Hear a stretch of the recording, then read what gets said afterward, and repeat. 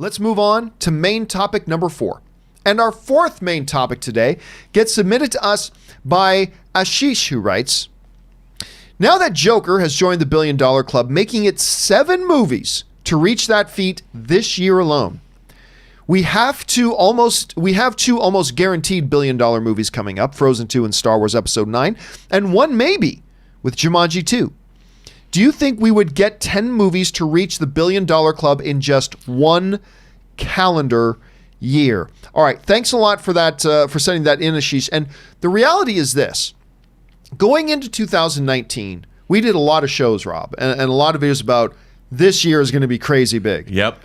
I mean, we could have 6 or 7 billion-dollar films. And every film that we thought could hit $1 billion, and even 1 or 2 that we didn't, has blown by those numbers. And we still have a couple left to come. Guys, this is one of those things that I think is really easy for us just to glance over and take for granted. This has never happened in history, and it's going to be a few years before this ever happens again. It's never even come close to happening. Never come close. This is such... Look at this chart, guys. As you said, we've already got 7 films. Already a record. Joining the $1 billion club. We got Toy Story 4, The Lion King, which is the second biggest film of the year, Captain Marvel, Avengers Endgame, obviously, Aladdin made $1 billion, Spider-Man Far From Home, and Joker have joined the $1 billion club. You're right. There are 2 almost guaranteed locks that are still to make $1 billion. Frozen 2, now that I've seen it, the only thing that was going to stop Frozen 2 from reaching the $1 billion mark, I thought, is if it wasn't very good and it got bad. This is a very, very good movie. So Frozen 2 is probably pretty much a guaranteed lock to get to that $1 billion mark. Star Wars Rise of Skywalker is going to get $1 billion. Not going to get 2. Sorry, everybody. It's not going to get 2, but it's going to get $1 billion.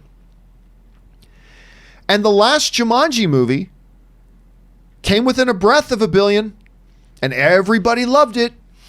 And the newest trailers for Jumanji for the new Jumanji have been very, very good. It looks really good. I wasn't blown away by the first. I got to admit, I wasn't blown away by the first trailer for the new Jumanji, but the subsequent trailers, I'm really back on board with it. So I'm not going to say it's a guaranteed lock, because who knows? But that potentially. So we've got 9, and it could be 10. Rob, when you look at the forthcoming Frozen, Jumanji, Star Wars, are there any of these that you think, no, you know what, these aren't going to hit the $1 billion mark. They're not going to do that well. And then put it for us in a little bit of historical context about really how much of a big deal this really is that we could have this many films hitting that mark. Well, first of all, I think all 3 do have the potential to gross $1 billion. I mean, like with anything, it comes down to how good the movie is. The fact that we've had this many $1 billion grossers is frankly insane. It's crazy, and it's, in a way, I think a byproduct of it is that now people expect it. Now there's been enough. There's been enough of a pattern. There's been enough. Now studios, that's going to be what they're chasing now. Well, if it didn't make $1 billion, it's not good. Okay, is it fair to say, Rob, that I think a lot of the movie-going audience is guilty of becoming desensitized to just what a ridiculous achievement hitting $1 billion is with the film? I mean, absolutely. We take it for granted now, don't we? We take it for granted. And look, what's really interesting is movie-going has become...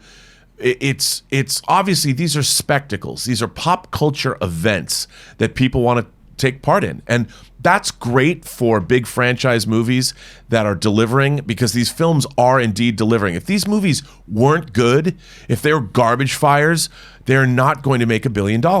There's a level of quality in these films as well. I mean, people were poo-pooing Aladdin.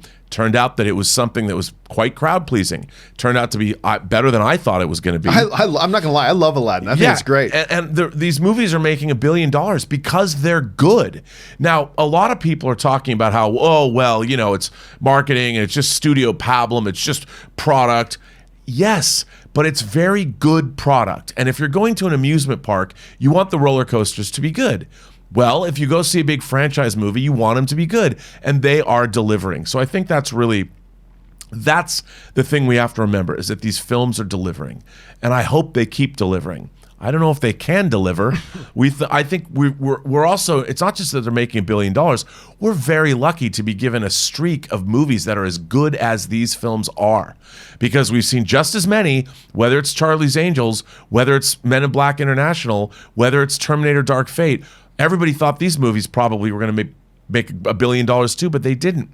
So we're getting good movies that are earning this amount of money, but it is not the new normal. We should not think of it as the new normal. It's not something, like you said, that's going to happen in a long time.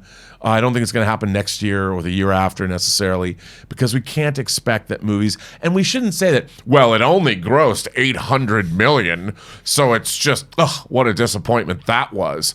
Again, it comes down to, we talked about profit, but it's also return on investment. How much does a movie cost?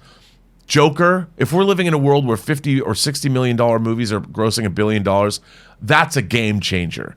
If that starts happening, but it's not. That's it's not still going to an become the anomaly. norm. That's not not going to become the norm. And it's still hard. But what I like to see, the most important thing about this, John, is that people love the movies. People are going out to movies, and hopefully we'll be getting more and more better films. Look at how these are all very diverse films.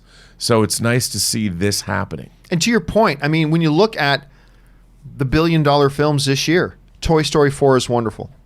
Lion King is divisive. I don't care. I'll stand on. I think it's wonderful. I thought the Lion King was wonderful. Screw y'all if you don't like it. Captain Marvel was wonderful. I mean, not the best of the MCU movies. I don't put it up there, but it was crowd pleasing and people really enjoyed it. I did. Avengers Endgame. Well, obviously, Avengers Endgame. Aladdin was delightful. Spider-Man: Far From Home was delightful. Joker was such a great surprise.